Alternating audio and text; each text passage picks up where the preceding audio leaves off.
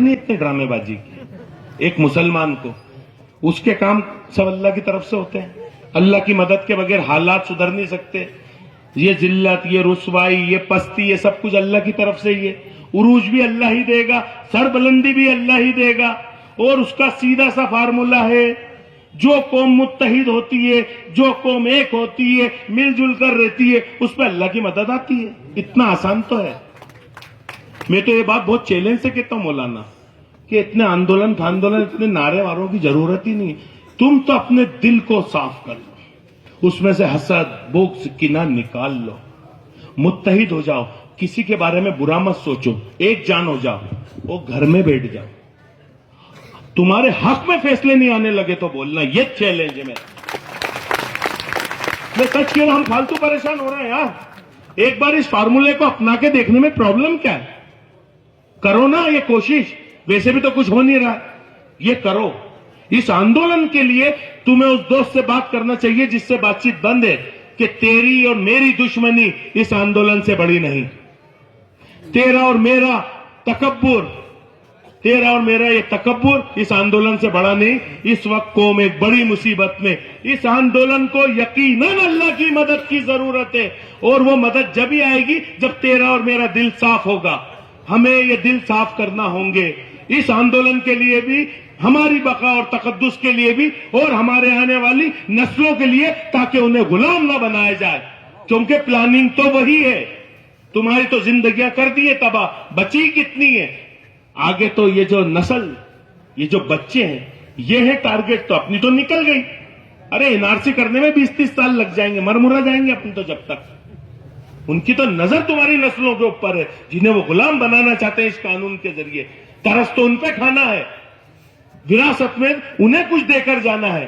तो उसके लिए तुम्हें अब वो करना होगा जो तुमने अब तक नहीं करा, वो करना होगा जो तुमने अब तक। और अपने सामाजिक ढांचे को भी सुधारो। बहुत अपने अपने में जिंदगी गुजारते हो तुम, बहुत अपने अपने में।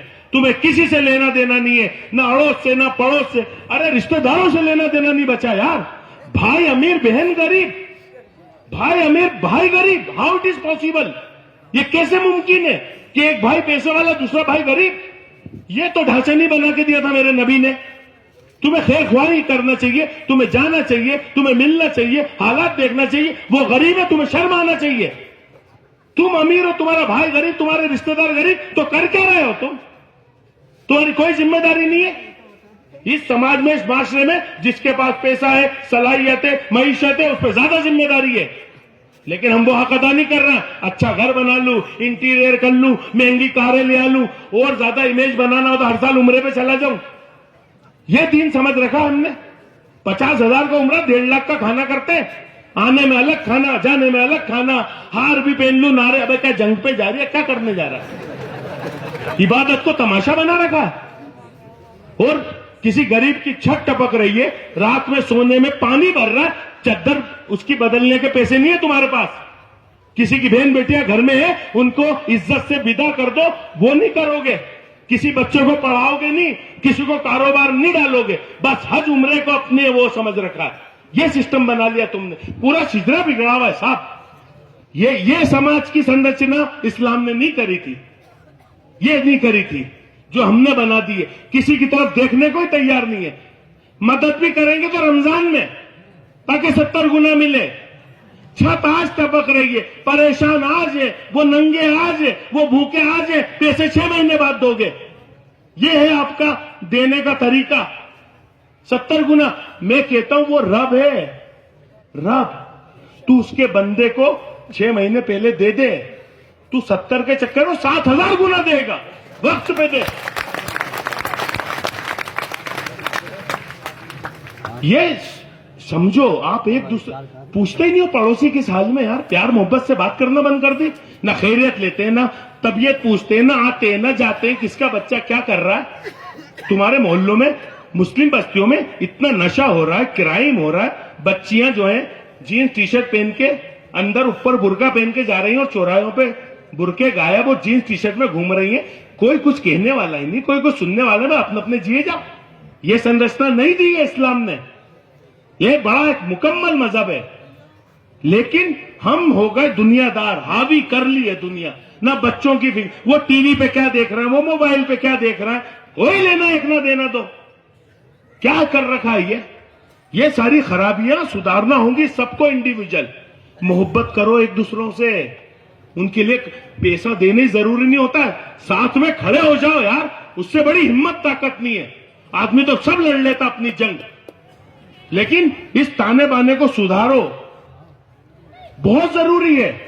अपनी मोहल्ले में एक दूसरे की खैर ख्वाही लो, किस हाल में है मेरा भाई, मदद करो, किसी को काम पर लगाओ, किसी का काम जमाओ, किसी की बेटी को कुछ करो, ये सब करना पड़ेगा।